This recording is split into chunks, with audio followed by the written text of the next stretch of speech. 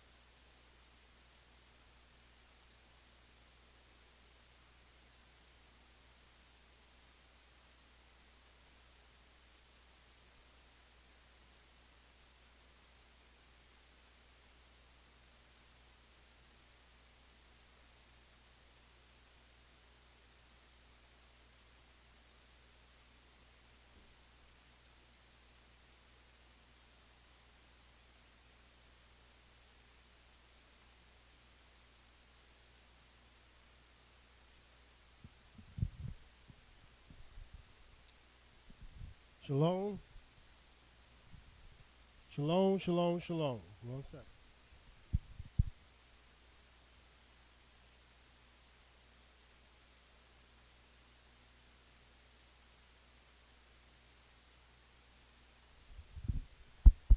Shalom, shalom, shalom.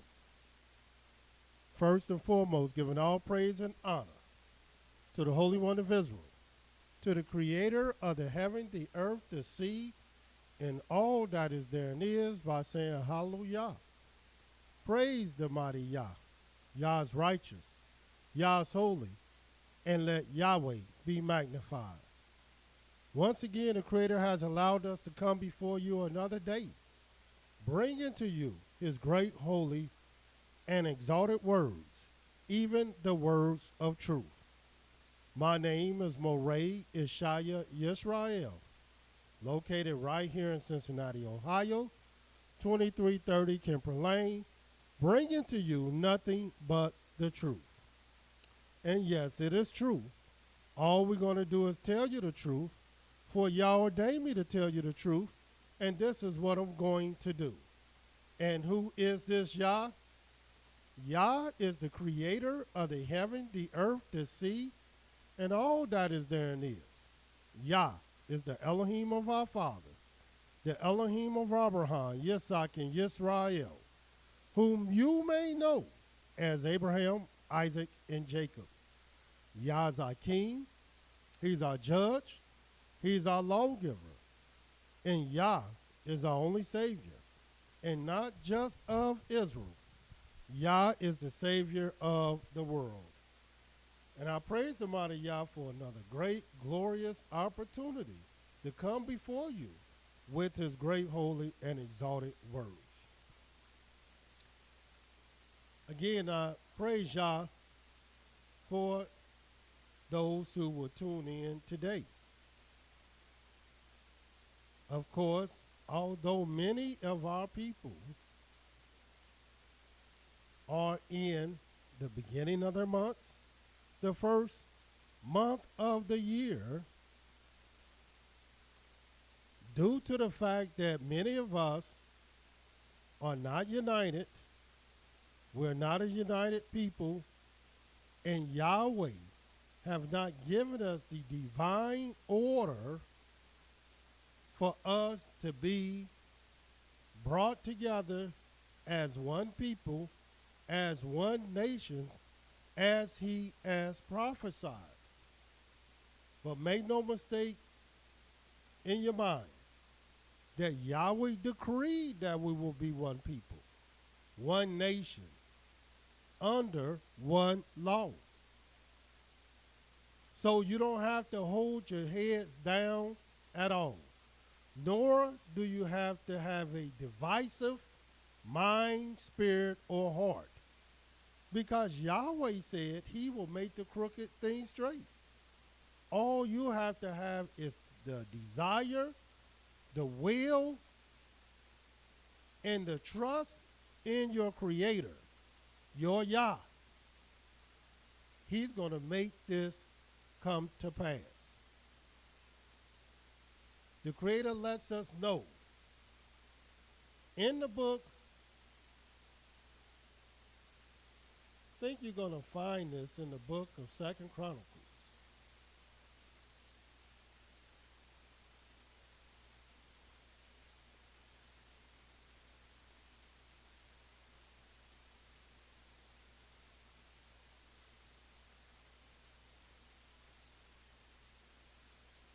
In the book of 2nd Chronicles, the 20th chapter, the 20th verse. Watch what the Creator lets us know. It says, and they rose early in the morning and went forth into the wilderness of Tekoa. And as they went forth, Jehoshaphat stood and said, hear me, O Yehuda, you inhabitants of Jerusalem. Believe in Yahweh your Elohim, so shall you be established. Believe his prophets, so shall you prosper. So the Creator is letting us know something that many of us already know, that all we have to do is believe in him, trust him, and not only the things that we believe in our Creator, it will be established and it will come to pass. And so we have a lot of things to look forward to.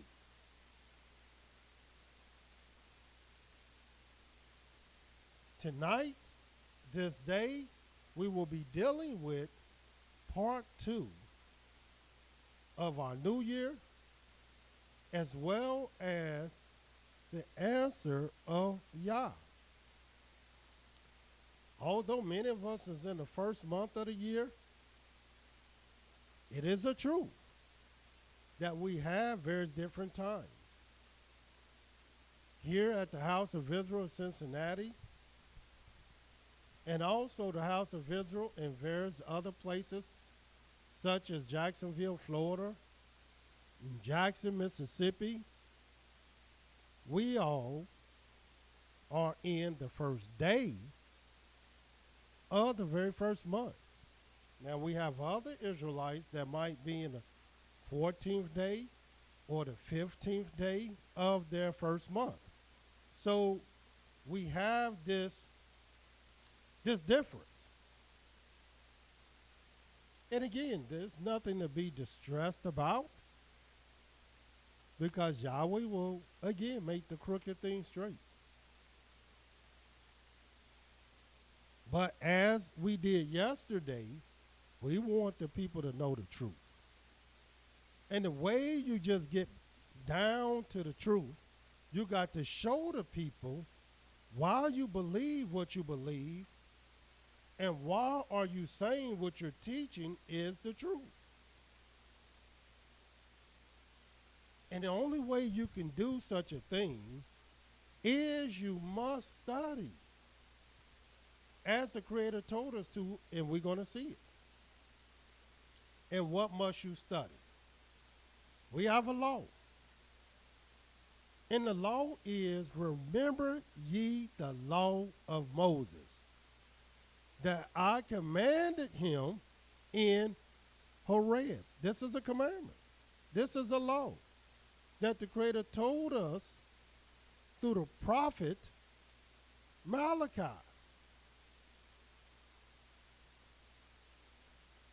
This is what he told us. Remember ye the law of Moses. And the Creator inspired me to write a study guide to help you to remember that law. And this study guide covers the law of Moshe, 5 books of Moses: the book of Genesis, Exodus, Leviticus, Numbers, and Deuteronomy. But not only did Yahweh inspire me to write a study guide for his law, the book of the law, and again, it's not the law, it's just a study guide to aid you, to help you to keep the law, because Yahweh told us to remember the law. How can you remember the law and you don't even know how to study the law? Nor do you know how to study the books of the law. And the Creator inspired and taught me. So now I'm teaching you. As he inspired Moses to write the law, as well as to teach the law. And now, to this day, we know the law. It's written. But we still have to study it. We also have a book called, and this is our study guide, I may add, the study guide for the law of Moses. And then also, he inspired us to write, teach us to number our days. And this is very important, because if you don't know how to number your days, then how can you apply your heart unto wisdom? Let me show you something in the book of Psalms so you can see for yourself. And I think this is going to be Psalms 91. And let's see what the scriptures says about numbering your days. And I'm sorry, that's Psalms 90. Psalms 90. And this is what it says. In the book of Psalms 90, the 12th verse. And let's start at verse 9. 90, verse 9. In the book of Psalms. For all our days are passed away in your wrath. We spend our years as a tale that is told. The days of our years are 80 years and 10, which is 70. And if by reason of strength they be 80 years, which is 80, yet is there strength, labor, and sorrow, for it is soon cut off, and we fly away. Who knows the power of your anger? Even according to your fear, so is your wrath. So teach us to number our days, that we may apply our hearts unto wisdom. Because every year matters. And every day of the year matters. So teach us to number them, that we can apply our hearts to the wisdom that we need to have success with you, O Yahweh. As a matter of fact, isn't that what our name actually means? A prince that has power with Elohim and man and has prevailed. In other words, you have success with Elohim and you have success with man. And so you have to learn the law and to study the law.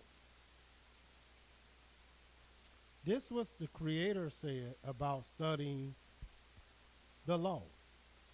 This is what wisdom teaches you in the book of Proverbs 15. And let us go to Proverbs 15 so you can see for yourself how important it is to study, how important it is to learn how to study, and how important it is to know what to study. Here it is in the book of Proverbs, the 15th chapter. It lets us know. In the 28th verse, the heart of the righteous studies to answer. In other words, if you are among the righteous, there's certain signs that should befall you.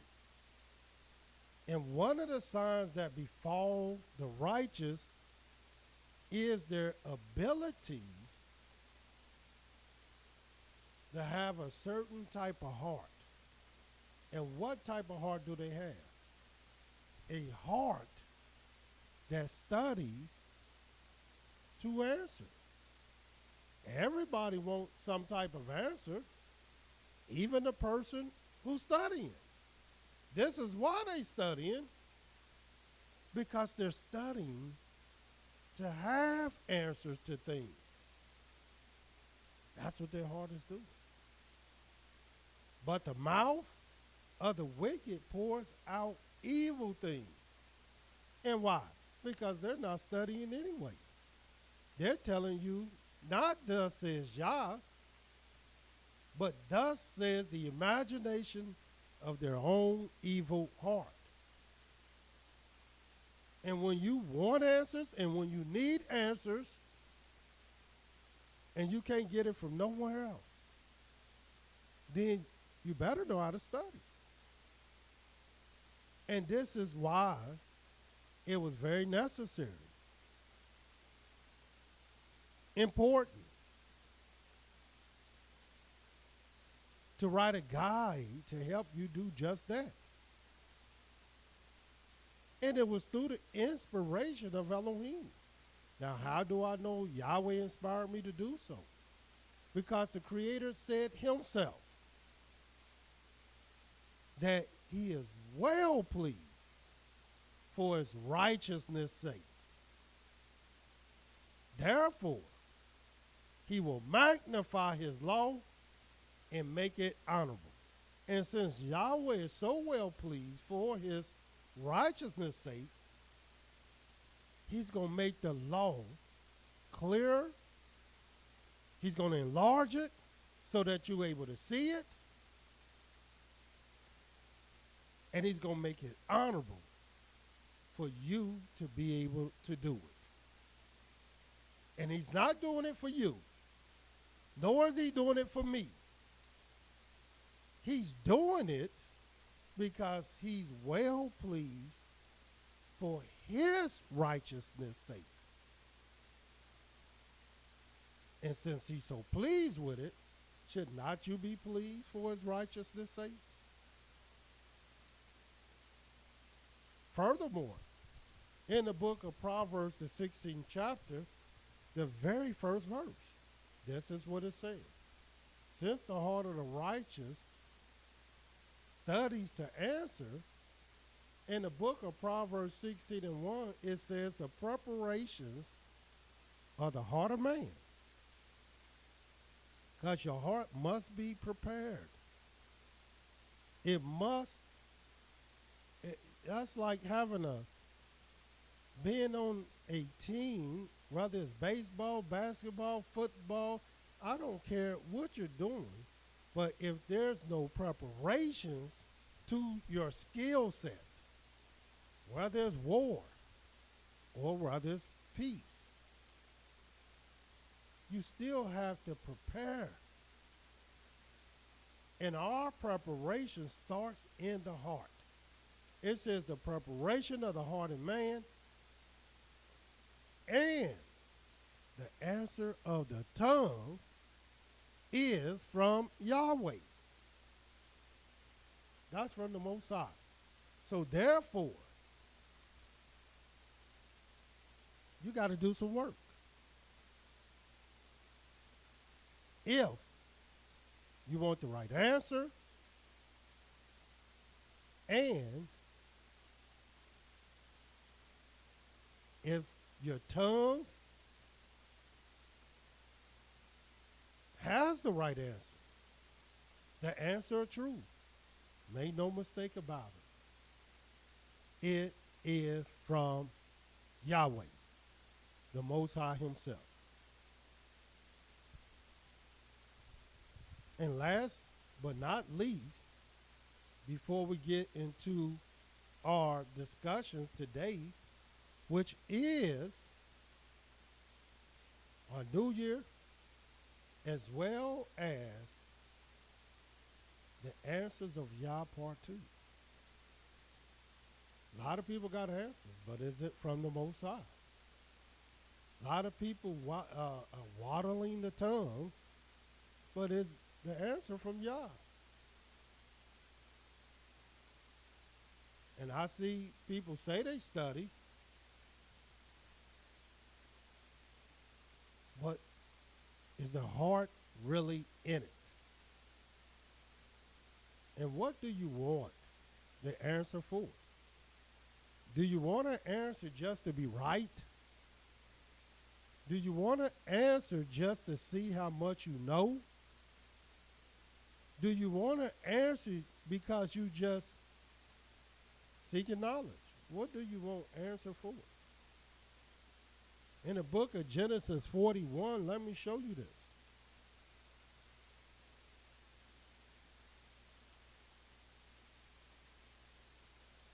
In the book of Genesis 41. And this is what it says. And I'm going to start reading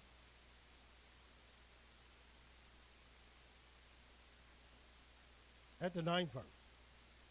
Let's start at the 8th verse. And it came to pass in the morning that his spirit was troubled, talking about Pharaoh. And he sent and called for all the magicians of Egypt and all the wise men thereof. And Pharaoh told them his dream, but there was none that could interpret them to Pharaoh.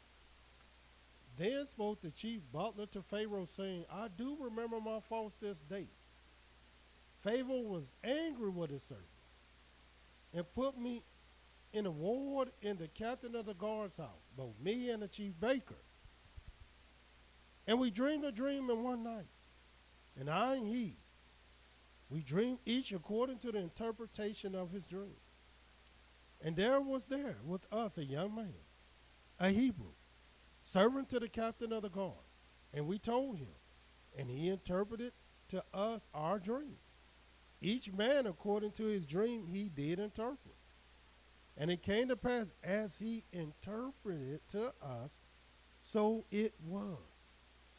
Me, he restored to my office, and him he hanged. Then Pharaoh sent and called Joseph, and they brought him hastily out of the dungeon. He shaved himself, changed his clothing, and came into Pharaoh. And Pharaoh said to Joseph, I've dreamed a dream, and there is none that can interpret it. And I've heard say of you that you understand a dream to interpret it. And Joseph answered Pharaoh, saying, and this is what you want to hear from your spiritual leaders, from your teachers. The same thing Joseph said. Watch what it says.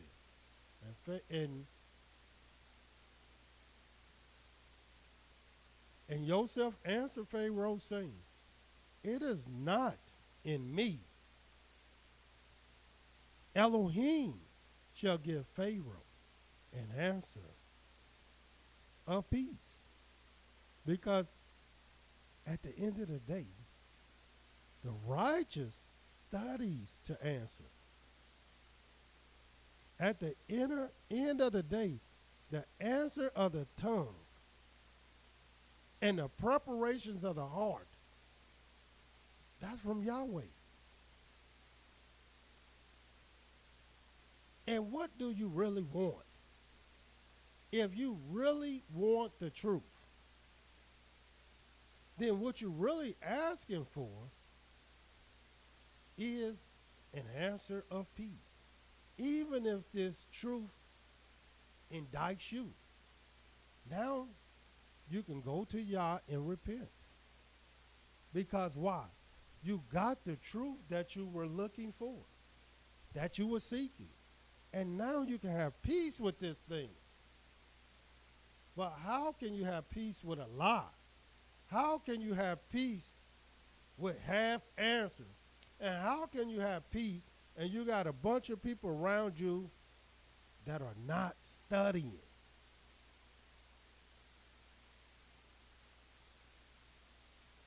So since we're in our new year, we're going to talk about the new year a little bit.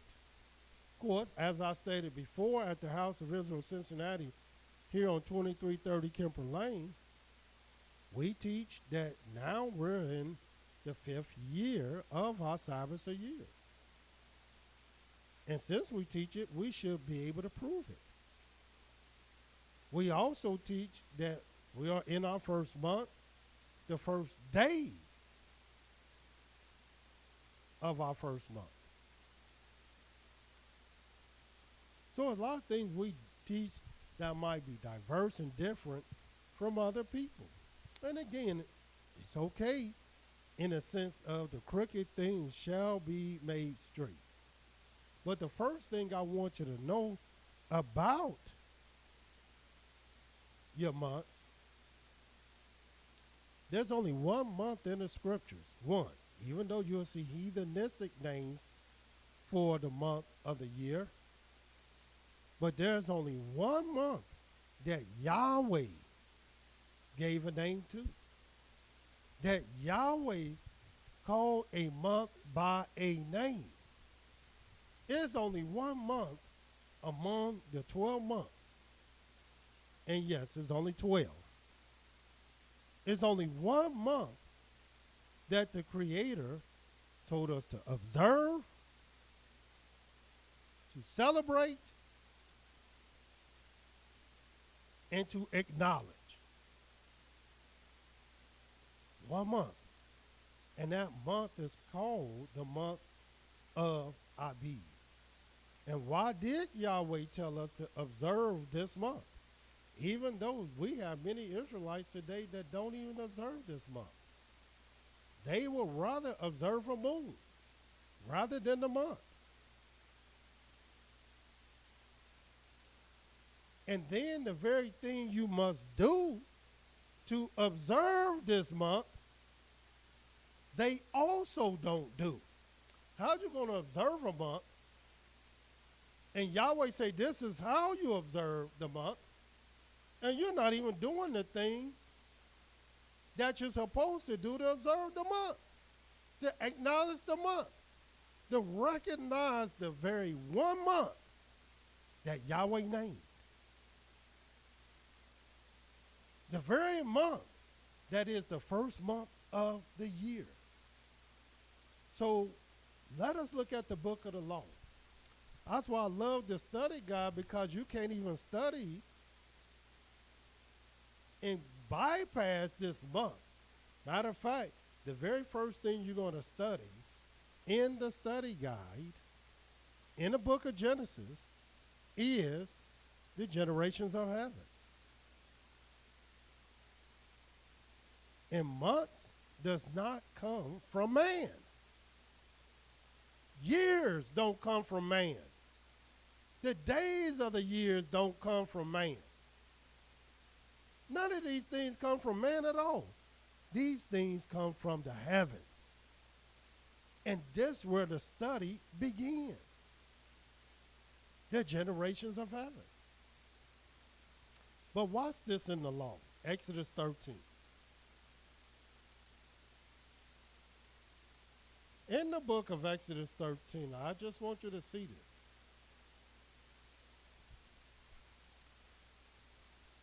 And you can ask yourself, is this something that you do?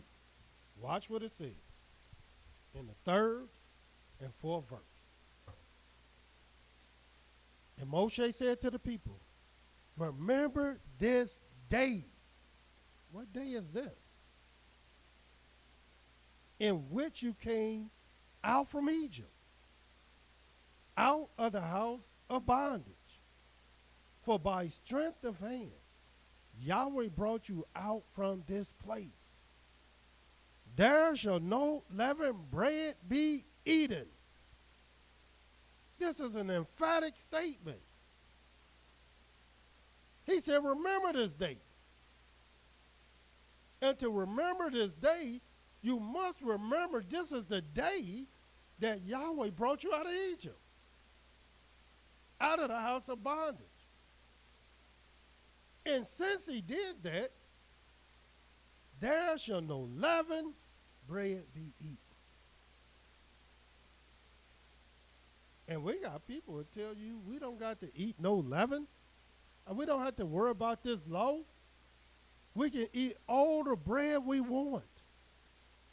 Therefore, they won't even acknowledge this day at all. They won't memorialize this day, even though he told you to remember it. And you can say, well, I remember it. Well, how you remember it, and you're not even doing the things that it takes to remember it. The fourth verse says, it lets you know this day came you out in the day of Abib. It didn't say the day of Abib. This day came you out in the year of the Abib. It didn't say the year of Abib, but rather it says this day came you out in the month of Abib, because this was a particular month. It is the first month of the year. In this month, undoubtedly get its name from the Most High, because this is the only month that came out of the mouth of Yahweh himself with a name.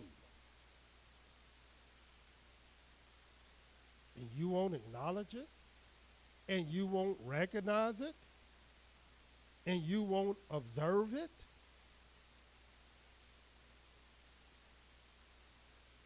And don't think this month is just regulated to our promised land, the land of Canaan, Israel, Jerusalem, or the 12 gates of the house of Israel. This month is not just regulated to that. Our people must understand that our months come from heaven. It don't come from man at all.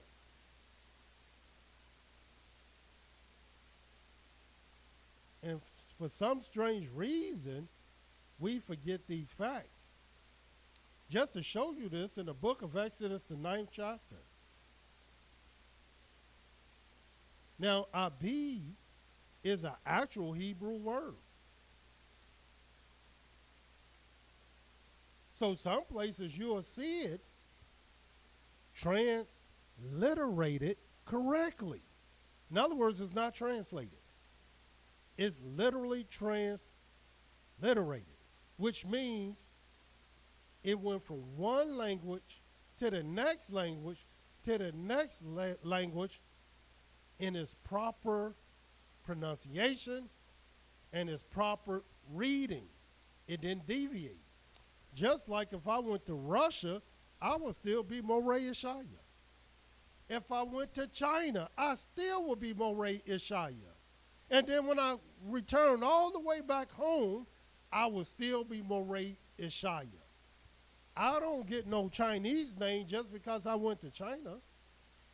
I don't get no Russian name just because I went to Russia.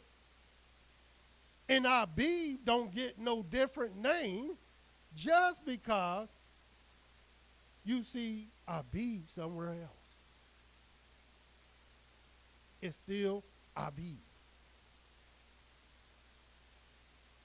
But in the book of Genesis, the 9th chapter,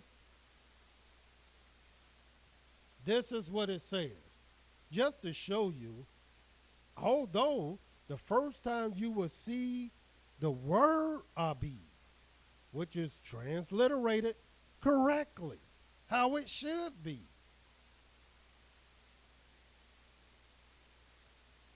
But then there are certain places where they should have did the same thing, but they did not. So therefore, you don't even know the various different places that you will find this word. And one of those places are in the book of Exodus, the 9th chapter. And you have to ask yourself, now why would they change that here? In the book of Exodus, the 9th chapter, this is what it says in the 29th verse. And Moshe said to him, as soon as I have gone out of the city, I will spread abroad my hands unto Yahweh, and the thunder shall cease. Neither shall there be any more hail, that you may know how that the earth is Yahweh's. Not Egypt, not Canaan, not Jerusalem, but the earth is Yahweh's. But as for you, your servants, I know that you will not yet fear Yahweh Elohim. I know you're not going to do it. But nevertheless, and the flax and the barley was smitten. For the barley was Abib. In other words, in English, it say, for the barley was in the ear. But little do people know this word, ear here, is really come from the Hebrew word Abib. They just didn't put Abib here.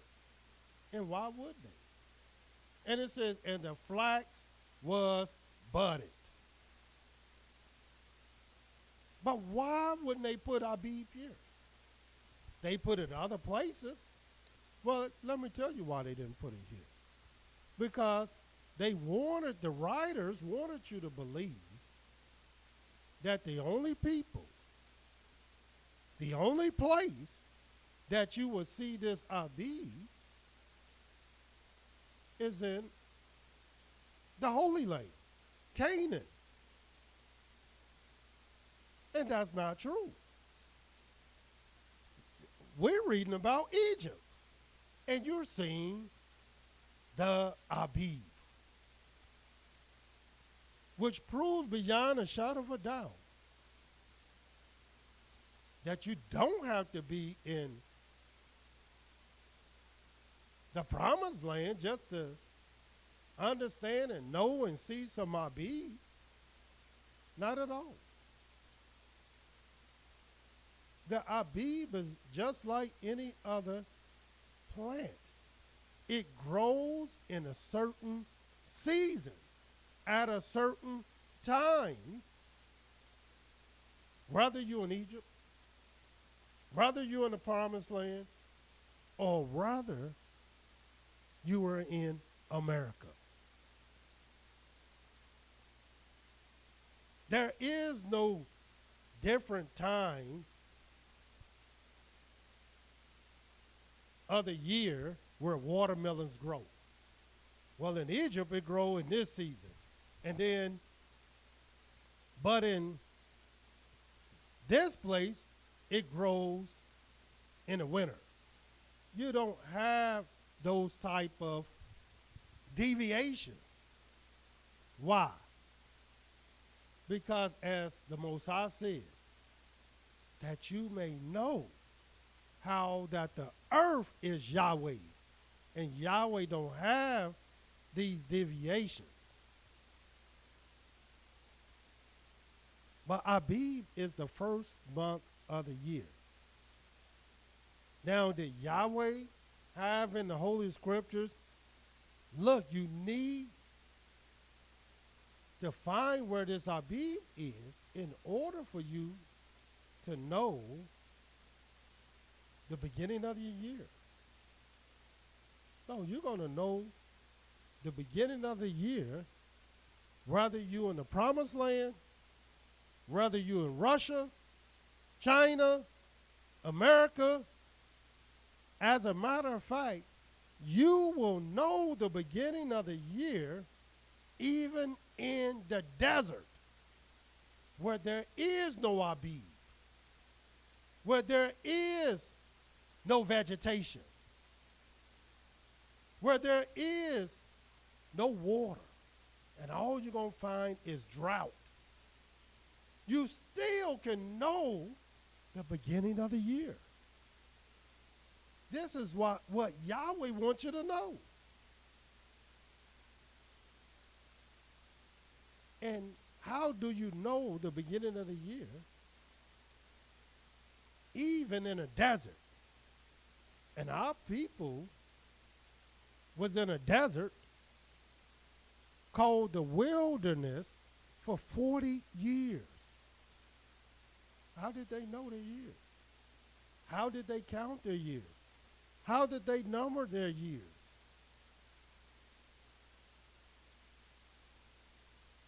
These are the things you have to ask yourself. And the Almighty never told our people to go travel somewhere, being in the desert 40 years, to try to find some Abib. It don't exist in the scripture. As a matter of fact, our people couldn't travel nowhere unless Yahweh took the cloud up from above them during the day or the fire by night. When that moved, the people moved. But when that stayed, the people stayed.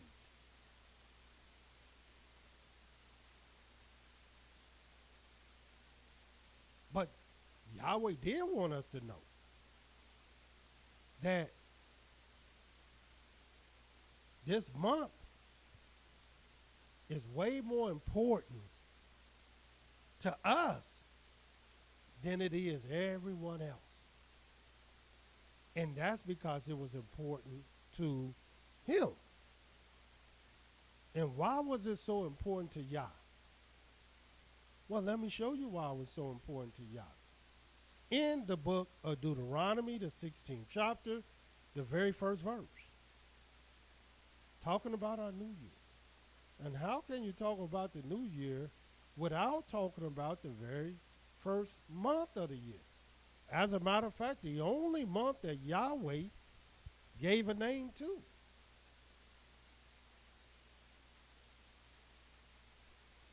In the book of Deuteronomy, the 16th chapter, the first verse, observe the month of Abib. That's what he told us to do. There's no other month that would even come close to reading this way. And why do you observe this month? And keep the Passover unto Yahweh your Elohim. For in the month of Abib, Yahweh your Elohim brought you forth out of Egypt by night. In other words, you observe this month because not what he did in the beginning of the month. You observe this month by what he did in the middle of this month.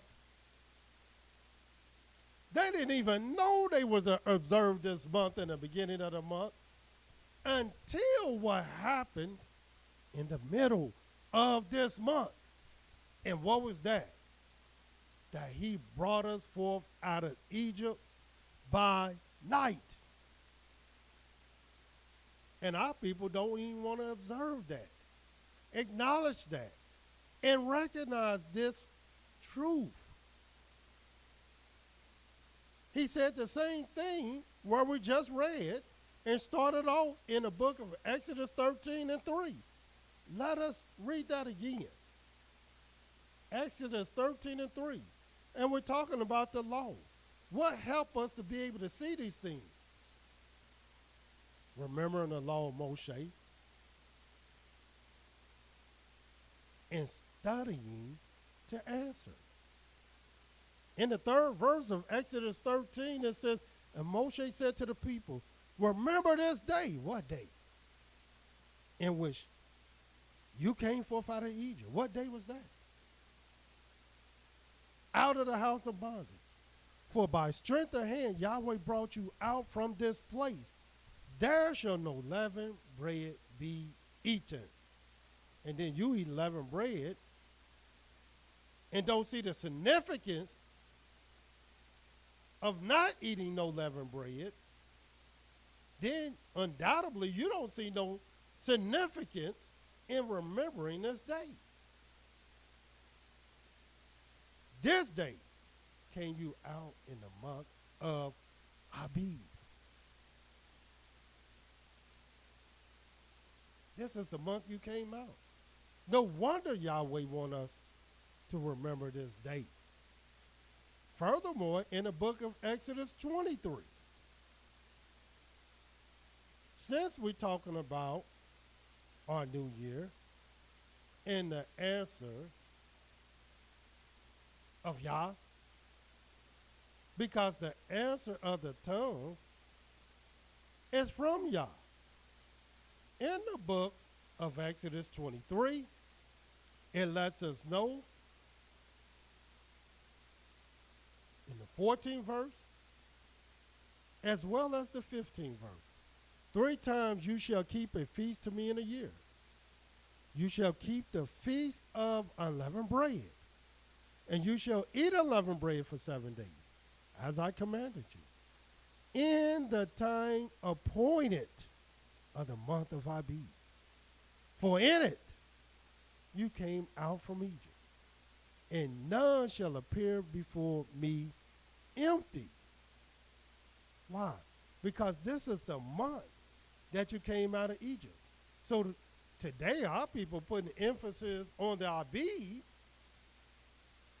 rather than putting emphasis on the month of Abib. Because if you put emphasis on the month of Abib, your emphasis will have to be on when we came out in that month. And we did not come out in the beginning of the month of Abib. We came out in the middle of the month of Abib. But if you put emphasis on Abib and not the month of Abib, then all you're doing is looking for some Abib. Not even dealing with the month itself. And when we came out, and we didn't come out in the beginning. And in the feast of harvest, the first fruit of your labors, which you have sown in the field, and the feast of ingathering, which is in the end of the year, when you have gathered in your labors out of the field. 3 times in a year all your males shall appear before Yahweh. Also, in the book of Exodus 34, and this is what it says. In the book of Exodus 34, and we're going to read the 18th verse. The feast of unleavened bread shall you keep. 7 days you shall eat unleavened bread, as I commanded you, in the time of the month of Abib. It never talks about Abib in this very singular way, unless you're dealing with something like in the book of Exodus 9. But it's always talking about the month, because there's a certain time of that month Yahweh wants you to remember. Watch what it says. For in the month of Abib, you came out from Egypt. And that's the time that he wants you to remember. That's the time that he wants you to be talking about. That's the time that should be emphasized. If you're studying to answer. Furthermore, although Abib is the first month of the year and the only month of the year that came out of the mouth of Yahweh, the only month of the year that Moses told us to observe, to acknowledge, and pay close attention to. And there's 12 months in a year.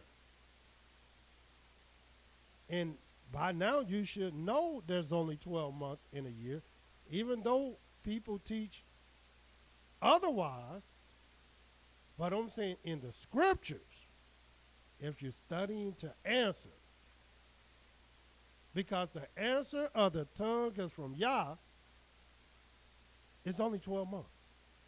Now, if Yahweh said otherwise, if Yahweh said it's more, then show us according to the word of Yahweh. Just show us. Since you study the answer, give us the answer and then show us. And then we will have our answer of peace. Here it is, right here in the book of 1 Chronicles, the 27th chapter. Of course, the people will tell you, that's not the law. Well, according to the scriptures, the Almighty said to the law and to the testimony, if they speak not according to this word, it is because there is no light in them. So let's see this light that Yahweh is trying to give us so we can see. In 1 Chronicles 27:1, now the children of Israel after their number. And what number is that? 12. To know the chief fathers and captains of thousands and hundreds, their officers that serve the king in any matter of courses, which came in and went out, month by month, throughout all. And what do the word all mean? Don't that mean all? In other words, if you say, I ate it all, is there any left? I drank it all. Is there any more to drink? I finished it all. Is there anything left to do? He said throughout all the months of the year of every course were 24,000. So if he said all the months of the year, are there any months left? Are there any months remaining after, beyond the number of the children of Israel? No, there's no months left. It's after their number. That's what the very first verse says. Now the children of Israel after their number. So I don't have to lean to my own understanding. Why? Because the answer of the tongue is from Yahweh. This ain't my word. The righteous study to answer, so I know Yahweh gave me that answer. And I know this is an answer of peace because it didn't come from man at all.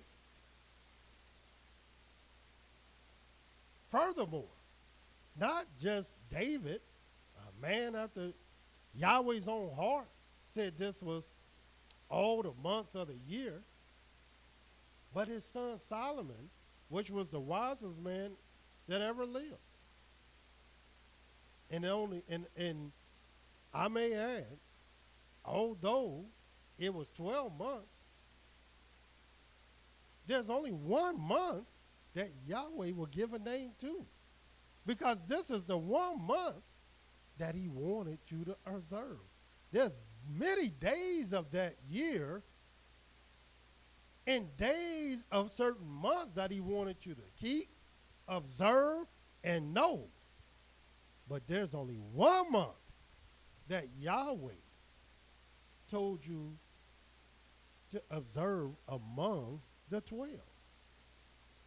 And then he told you why he wanted you to observe that month. Because this is the month that we came out of Egypt. He didn't deviate from that. He didn't change that fact or his mind. Watch what Solomon said in the book of 1 Kings, the 4th chapter. In the book of 1 Kings, the 4th chapter, the 7th verse, and Solomon had 12 officers over all Israel, which provided victuals for the king and his household. Each man his month in a year made provision. Well, you say, dang, how many months was it? Well, how many officers did Solomon provide?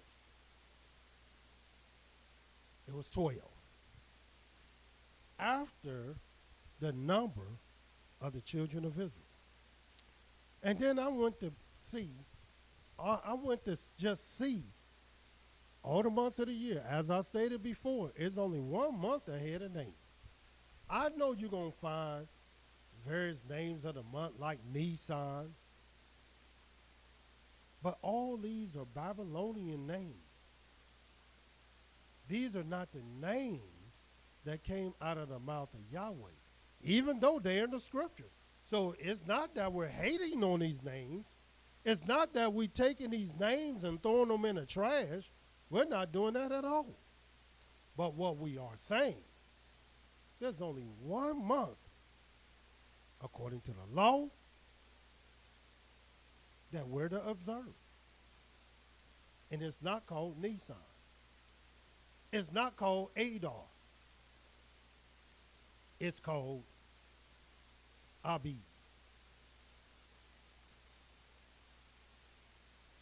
and it was 12.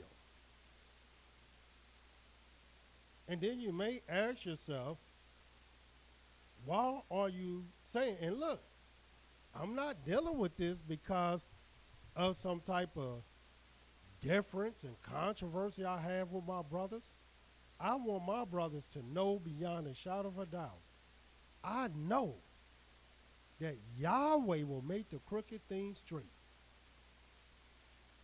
And I'm here to tell you, I don't feel no kind of way with brothers teaching different than what I teach, believing different than I believe. You're still my brother. I love you with that difference. And I have no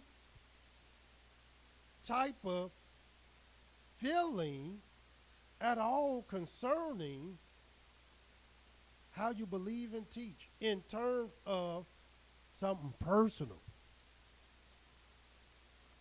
I want that to be known. I love our people. And many of the teachers and congregations that differ with us are our people. So I love you.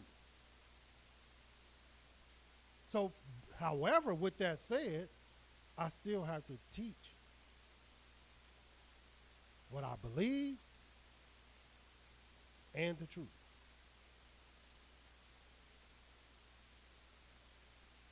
And that's what I see. 12. And not just 12. Because Yahweh would even let you know how many days are in this month. And if you can't figure out how this works, it still don't mean that ain't the truth. A lot of times I'll be, well, how's just going to be 12? How's just going to be these many days a month? Just acknowledge the fact that you don't know, and Yahweh will teach you the truth. That's all you have to do. Here it is in the book of Genesis. They knew how many days were in a month. Watch this in the book of Genesis, the 7th chapter. Now, why is Genesis so important when we read this? Well, it's not just the beginning, but this is the first time you will read about any month in the book of Genesis, the 7th chapter. So since we're talking about the month of Abib, since we're talking about months, wouldn't it make sense to talk about the very first place it talk about a month? Well, that seemed reasonable and rational to me. This is where some of our studies should begin. And watch what it says in Genesis, the 7th chapter, the 11th verse.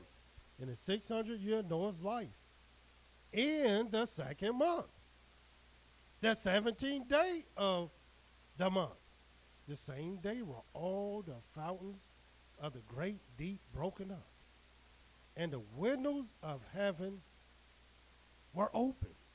So in other words, it is emphatically letting us know beyond a shadow of a doubt that there's dates in the scriptures. This is when the windows of heaven were open. This is in the 600-year Noah's life. And it's giving you a date undoubtedly Yahweh wanted us to remember. But then the scriptures will give us another date that has a lot of relevance to this date. And what date is that? When the windows of heaven were restrained.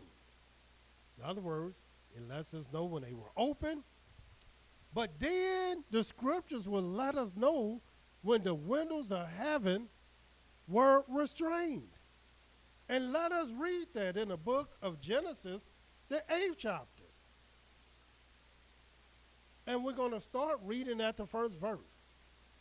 And Elohim remembered Noah and every living thing and all the cattle that was with him in the ark. And Elohim made a wind to pass over the earth, and the water subsided. The fountains also of the deep and the windows of heaven were stopped. Now, again, when were they opened? The second month, the 17th day of the month, in the 600th year of Noah's life. But now the windows of heaven are stopped, and the rain from heaven was restrained. So would it give us a date then? And yes, it does. And when was that? In Genesis, the 8th chapter, the 3rd verse, and the waters returned from off the earth continually. And after the end of the 150 days, the waters were abated. And the ark, that same ark, rested in the 7th month on the 17th day of the month upon the mountains of Ara. So what is that letting us know? Well, it was open the second month, the 17th day, but it stopped and rested and was restrained on the 7th month, 17th day of the month. And it don't take a rocket science to understand and know and to count that from the second month, 17th day of the month, to the 7th month, 17th day of that month, that is 150 days. You count it up. I've seen certain things on the internet, they would tell you, well, no, that's 151 days. That's 152 days. That just shows you that people don't know how to count. Because Yahweh himself is letting you know that it's 150 days. And if you know how to count, that's why we have the book. Teach us to number our days, that we may apply our hearts unto wisdom. It's 150 days if you know how to count. It's not hard at all. But amongst those 150 days, since it started in the second month, and it finished on the 7th month, how many months are there? And let me tell you how many months you'll count. 5 months. Because if you count from the second month, the 3rd month, the 4th month, the 5th month, the 6th month, and the 7th month. 5 months. And what is 5 months? 150 days. And how do we know that? Because there's only 30 days in every month. 30 days. This is what this is showing, and the math don't lie. And I know it don't lie, because this, according to the law, according to the scriptures, that a month is only 30 days. I know you're being told otherwise. I know you're being told things that are different. All I can do is show you that the answer of the tongue and the preparations of the heart is of Yah. So I just showed you Yah's word. Now, if it's a lie that 150 days is something different than 5 months, is it 4 months? Is it 6 months? Is it 5.5 months? You tell me. You let us know that this is a lie. But I know this is the truth. And I know 150 days is 5 months. And I know from the second month to the seventh month, it's 5 months. But it don't have to be the second month to the seventh month. I don't care where you count it from. You can count it from the 5th month to the 10th month, which is 5 months. And all you're going to get is 150 days, no matter where you start your count. You can start at the 1st month to the 5th month, and you're going to get 150 days in those 5 months, no matter where. So no matter where we go in the scriptures, there's not one scripture that would deviate from that truth. Unfortunately, I'm out of time, but we're going to be back tomorrow. For all week long, we're going to be dealing with the new year and the answer of YAH. So we will get into the Feast of Unleavened Bread, the very day that we're to acknowledge and observe, and how our study guide, Remember Ye the Law, study guide to the law of Moshe, as well as teach us the number of days, will help and aid you in your study. So until tomorrow, Yahweh loves you, and so do I. Shalom.